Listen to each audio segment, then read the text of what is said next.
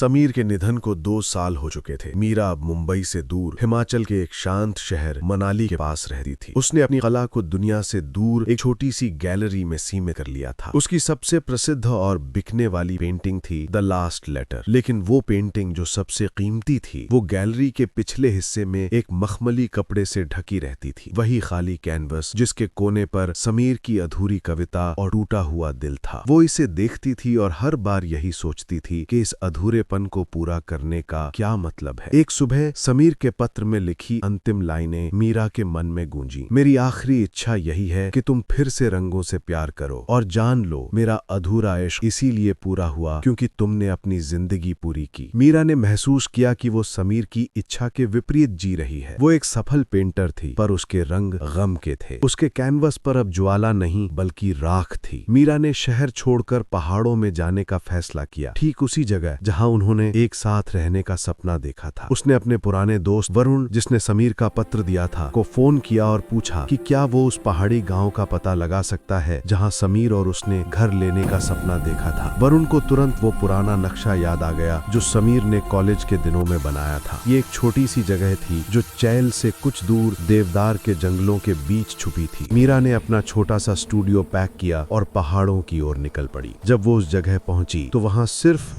पत्थरों से बनी एक पुरानी जर्जर कुटिया थी, लेकिन उसके सामने का नजारा बिल्कुल वैसा ही था जैसा समीर ने अपनी कविताओं में लिखा था। नीचे गहरी घाटी, ऊपर बर्फ से ढकी चोटियां और बादलों का एक निरंतर नृत्य। मीरा ने उस कुटिया को साफ करना शुरू किया। वहां जमीन के नीचे दबी हुई एक पुरानी नोटबुक मिली। ये समीर की आखिरी नोटबुक थी। नोटबुक के पहले पन्ने पर एक अधूरी कविता थी जिसके बोल थे, रंग अगर छूटे भी तो छोड़ देना, ये सफर जो रुका है फिर से मोड़ देना।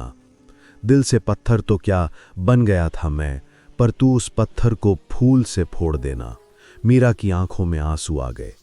वो समझ गई कि समीर ने न केवल उसे आज़ाद किया बल्कि उसे अपनी कला को फिर से नया जन्म देने का काम भी सौंपा था। अगले दिन मीरा ने पहली बार अपना वो खाली कैनवस खोला। वो उसे अपने स्टूडियो यानी पुरानी कुटिया की सबसे रोशन जगह पर ले आई। वो खाली कैनवस जिस पर सिर्फ गम की निशानियां थीं अब मीरा को पुकार रहा था। उसने तय किया कि वो इस कैनवस पर अपने अधूरे इश्क की कहानी को खत्म नहीं बल्कि रूपांतरित करेगी। उसने समीर की अधूरी कविता के नीचे ब्रश से लिखा, फूल से फोड़ देना। उसने टूटे हुए दिल पर लाल रंग की बजाय सुनहरी रंग की परत चढ़ाई। ये रंग बलिदान और शुद्ध प्रेम का था।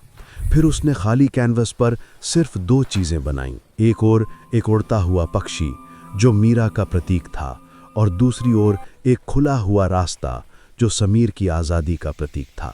उसने उस पेंटिंग को नाम दिया द लिबरेशन यानी मुक्ति। पहाड़ों में रहते हुए मीरा की कला का विषय पूरी तरह से बदल गया। अब वो उन छोड़े हुए पलों को रंगने लगी जो उन्होंने कभी नहीं जिए थे।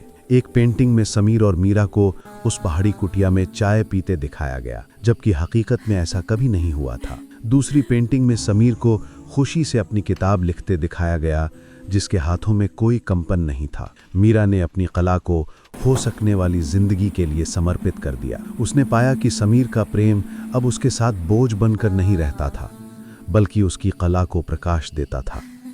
उसका अधूरा इश्क उसके कैनवस पर आकर पूरा हो गया। मीरा ने उस कुटिया का नाम रखा समीर की कुटिया। वो अकेली थी, लेकिन हर सुबह जब सूरज की पहली किरण देवदार के पत्तों से छन कर आती थी तो मीरा को लगता था कि समीर ने उसे जीने और रंग भरने की अनुमति दे दी है। सच्चा प्यार सिर्फ पाना नहीं, छोड़ देना होता है, और कभी-कभी छोड़े हुए सपनों को दूसरे के लिए जीना भी होता है। मीरा यही कर रही थी। वो समीर के सपनों को अपनी कला से जी रही थी। ये कहानी मीरा की यात्रा है, जहां अधूरा इश्क उसके जीवन को बर्बाद नहीं करता बल्कि उसे एक नई ऊंचाई देता है। उसने उस गम को कला में बदला जो अब बलिदान और निस्वार्थ प्रेम का संदेश देता है। ये कहानी यहीं समाप्त होती है क्योंकि मीरा ने अपनी जिंदगी पूरी कर ली है। क्या आप इस कहानी का भाग 3 देखना चाहते हैं? तो आप लाइक और सब्सक्राइब करें।